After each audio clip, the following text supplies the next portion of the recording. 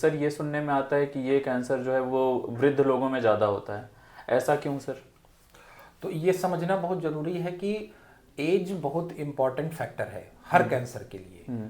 जैसे जैसे उम्र बढ़ती है, अवस्था बढ़ती है, आदमी हो या औरत हो, तो हर तरह के कैंसर की समस्या बढ़ने का चांस बढ़ता है जी। इसी तरह से प्रोस्टेट कैंसर का भी चांस बढ़ता है। बट प्रोस्टेट एक बहुत पिक्यूलियर ऑर्गन है, एक अपने आप में खास तरह का ऑर्गन है। उसका कारण ये है कि वो जो मेल हार्मोन होता है उनसे इफेक्ट होता है।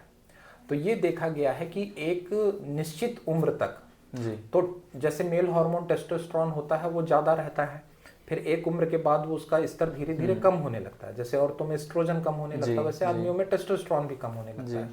तो एक अवस्था के बाद, खास तौर से 50 या 55 या 60 साल के बाद, जब बॉडी में हमारा जो ये संतुलन है हार्मोन का, ये जब खराब होने लगता है या फिर बिगड़ने लगता है, तब प्रोस्टेट में कुछ इस तरह के चेंजेस होते हैं जिसकी वजह से उसकी जो साइज है, उसकी जो आकार है, मतलब जो उसका कह सकते हैं जो वेट है वो बढ़ने लगता है, उसकी साइज बढ़ने लगती है। Okay.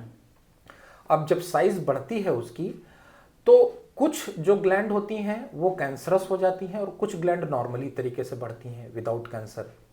जैसे कि आप ऐसे साधारण भाषा में समझ सकते हैं कि 50 से 60 उम्र की अवस्था में प्रोस्टेट का साइज 25 से 30 ग्राम होना चाहिए लगभग। बट इसी के बाद प्रोस्टेट का साइज बढ़ने लगता है, सब में बढ़ता है। कुछ लोगों में कैंसरस रूप में बढ़ता है और कुछ लोगों में विदाउट कैंसर नॉन कैंसरस तरीके से बढ़ता है, जिसको बेनाइन प्रोस्टेट हाइपरप्लेसिया बोलते हैं। ओके, ओके, ठीक है।